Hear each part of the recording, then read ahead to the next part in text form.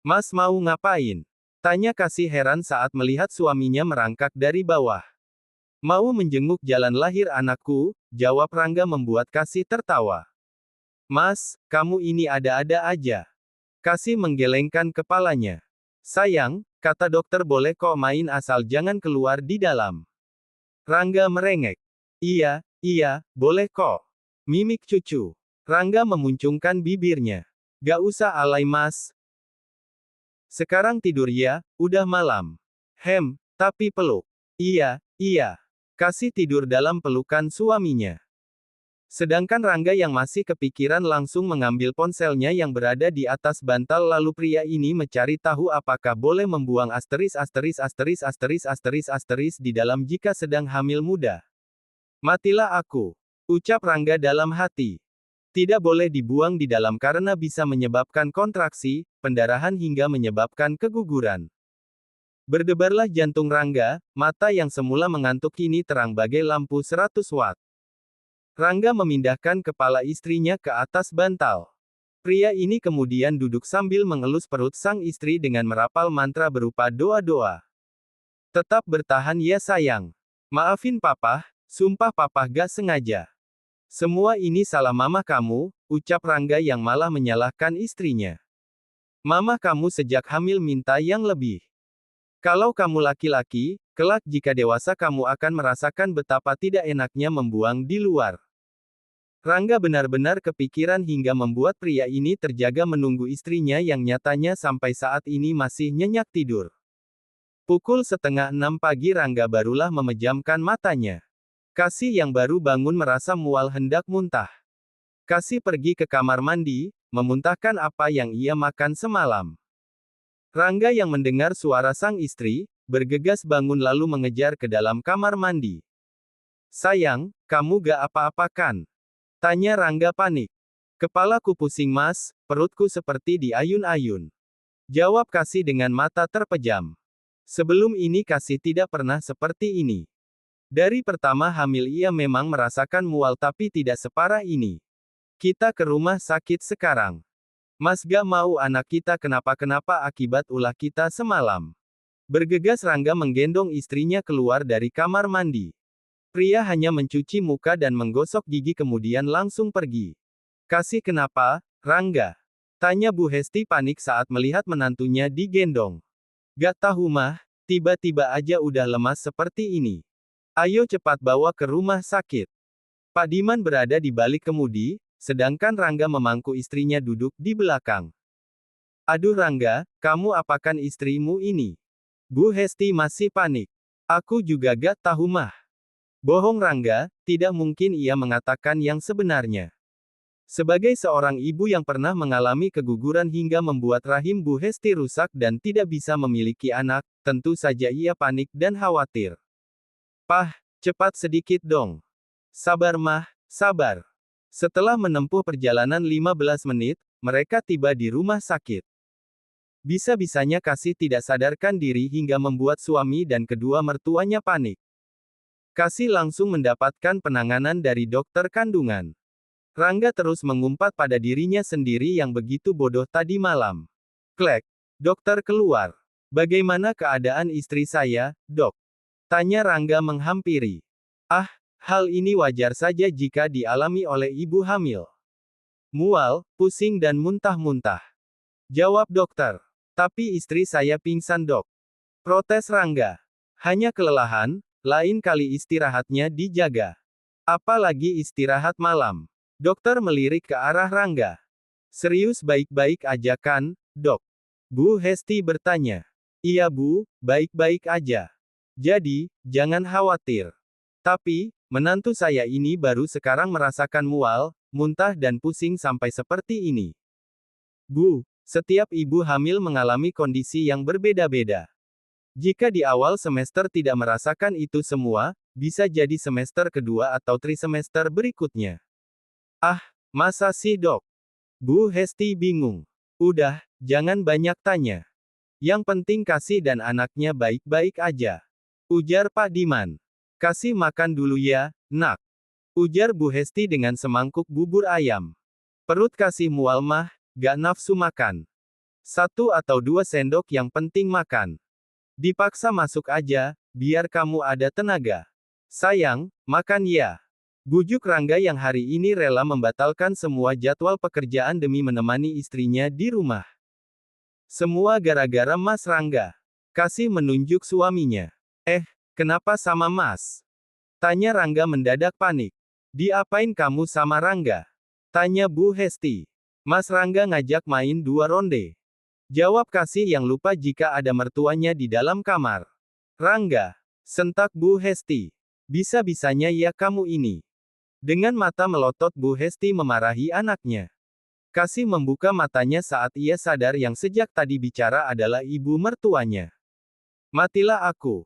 Ujar Kasih mendadak segar. Mah, sumpah mah. Cuma main sekali. Tanya aja sama Kasih. Iya mah. Cuma main sekali. Mamah gak percaya.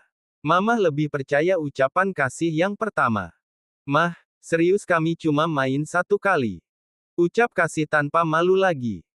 Kamu tahu istri kamu sedang hamil muda tapi kok gak bisa mengontrol nafsumu itu. Mau jadi apa kamu? Mah, apa sih kok teriak-teriak?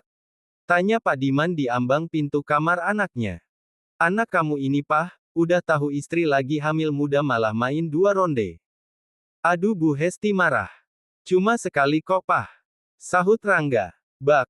Pak Diman melempar salah satu sandalnya ke arah Rangga. Demi anak kok gak mau ngalah. Pantesan aja istri kamu kelelahan. Pak Diman geram. Papa. Seperti orang yang gak pernah muda aja. Pasti Papa dan Mamah juga pernah kan hilaf seperti ini. Ucapan Rangga membuat kedua orang tuanya mati ucap.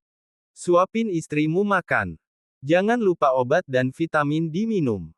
Mamah dan Papa mau pergi dulu, ujar Bu Hesti mendadak kalem. Bu Hesti mengajak suaminya keluar dari kamar sang anak. Mas, maafin aku. Aku salah ngomong tadi. Kata Kasih. Udah, gak usah dipikirin. Sekarang kamu makan ya. Makannya sama Mas ya. Iya. Demi menyenangkan hati suaminya Kasih langsung memakan bubur tersebut meskipun perutnya sangat menolak. Mas, udah. Ujar Kasih yang baru makan beberapa sendok. Kamu mual lagi. Iya. Mas, aku makan yang asem-asem tapi bukan buah. Lah, apa dong? Permen kek apa kek, asal jangan buah. Oh, iya. Untung saja sepulang dari rumah sakit tadi Rangga sempat mampir ke minimarket dan mendapatkan kembalian berupa permen rasa lemon 2 biji. Lain pula dengan Mia, perempuan ini yang sudah beberapa hari tidak melihat Kasih dan Rangga merasa penasaran kemana suami istri itu pergi. Hai Nada. Mia menghentikan Nada yang hendak masuk ke dalam gerbang rumahnya. Ada apa? Tanya Nada ketus. Kemana mbakmu yang jelek itu? Hidih, kepo. Ngatain orang jelek, situ oke. Heh bocah. Dijaga ya kalau ngomong. Yang mulai duluan siapa kok sembarangan menyuruh orang menjaga omongan. Dasar anak janda. Ejek Mia. Gak apa-apa anak janda. Yang penting bahagia dan gak makan duit desa. Sahut Nada juga menyinggung. Kau. Tunjuk Mia. Kalau berani sini, turun dari motor. Mia menantang. Heh keluarga jelantah.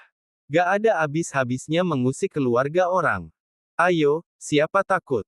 Nada langsung turun dari atas motornya, gadis ini meletakkan tas sekolahnya lalu menguncir rambutnya. Bilang sama mbakmu itu untuk menceraikan Rangga. Rangga itu sudah dijodohkan dengan aku. Ujar Mia.